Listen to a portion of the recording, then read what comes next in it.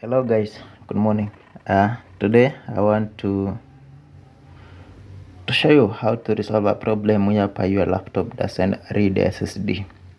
I hope some of you have been experiencing this problem. Don't worry. Now I'm going to show you how to resolve this problem. The first thing you have to do, switch off your laptop, disconnect any power source if it is available, a battery, charger. Then after you've done that, connect a charger back.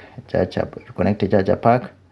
Then once you've done that, ensure that your CMOS battery has the power.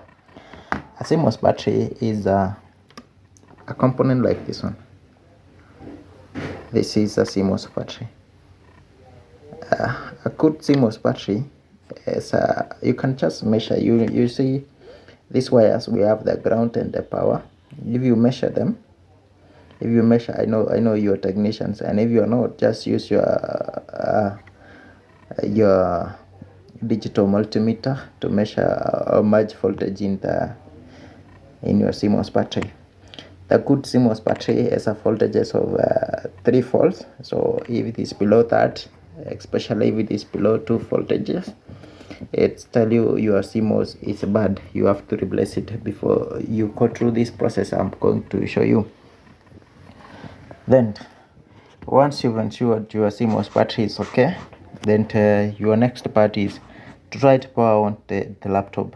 Not to try to, sorry guys, not try power, and actually power on your laptop by pressing the power button. I hope you can see this is my power button. This is my power button. Then while doing that, for Lenovo you can use either F1 or F2. Some laptops will accept F2, others F1. For the guys who are using HP, if you are using HP, use either F9 or F10.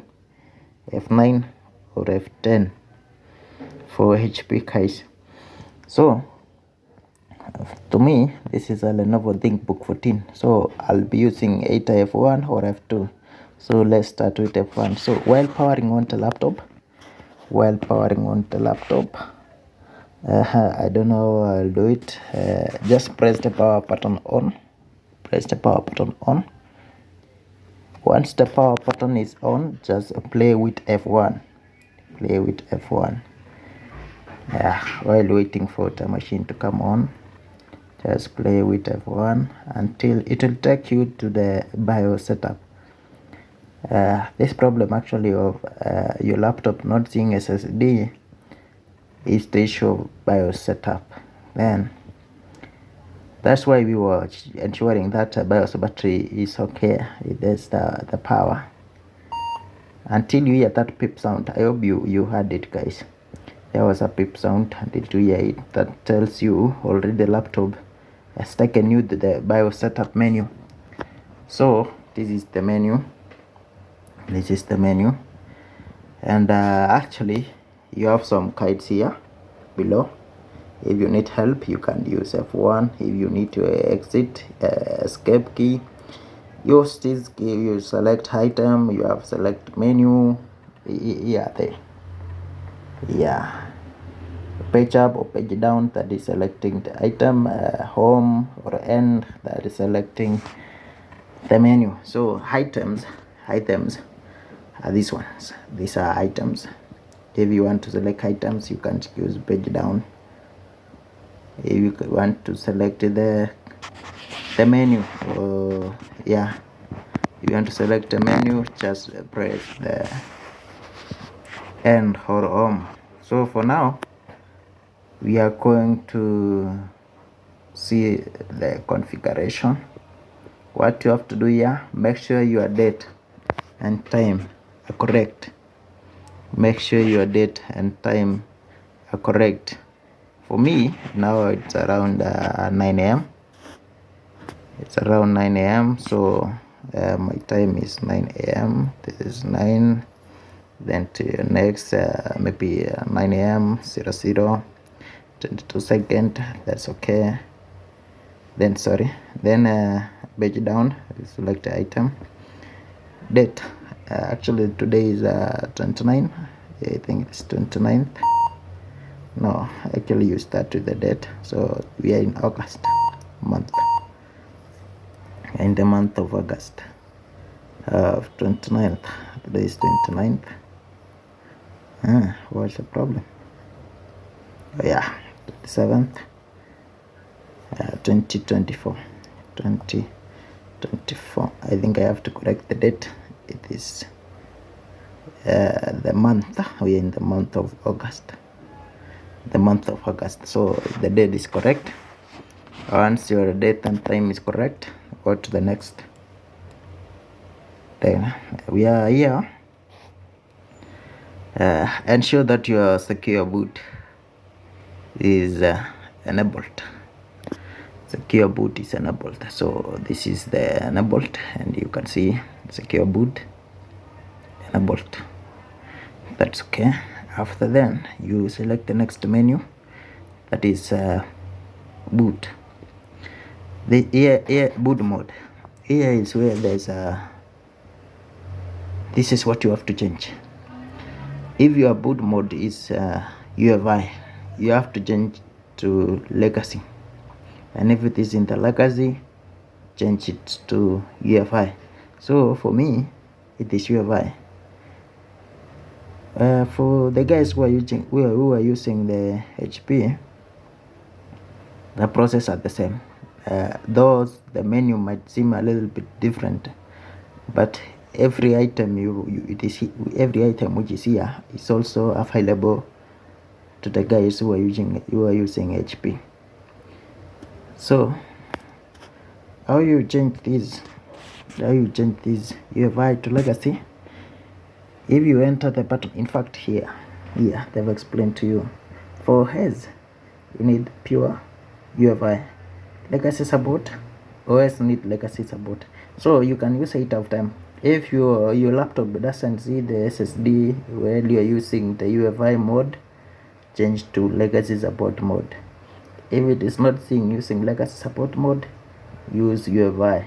So for me, it is UFI mode. I have to change it to legacy. So what you have to do, you enter. Yeah, it is, sorry. This is enter. While you enter, it will give you the options, 2 options actually, either legacy support or UFI. Once it has given you that option, you can use the page up or page down keys to select legacy. So page up, you've selected the legacy support. Once you've selected that, you press enter. You have to enter for your laptop to record that setting. You have to enter. Once you enter, you can see it has replaced UFI to legacy support. Then once you've done that, you have fast boot, because you've changed to legacy support. That fast boot, again you have to change it from UFI, because your boot mode was in UFI before, so still boot priority, your boot priority is in UFI. So what you have to do is change it to legacy. So you go page down. Once you've gone and enter again, you'll get to option, page down, legacy support, enter. So it has been recorded. Fast boot enabled, USB boot enabled. Okay, it's unnecessary. So long as you've changed the UFI mode, and then boot priority, change port of time to be uniform. If it was in UFI, boot priority UFI. If it is the legacy, boot priority legacy. I think we are now done. Once you've done those changes, once you've done everything correctly, then use F10 to save and exit. Once you save the changes and exit, your machine will now read your SSD.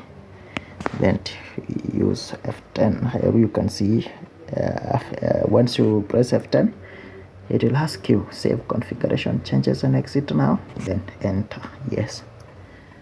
Then Once you enter, your laptop will go off, and we'll come back again while reading the SSD or hard drive.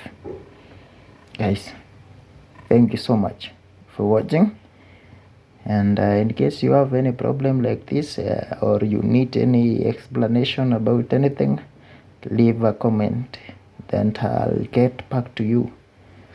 We are located in Nairobi.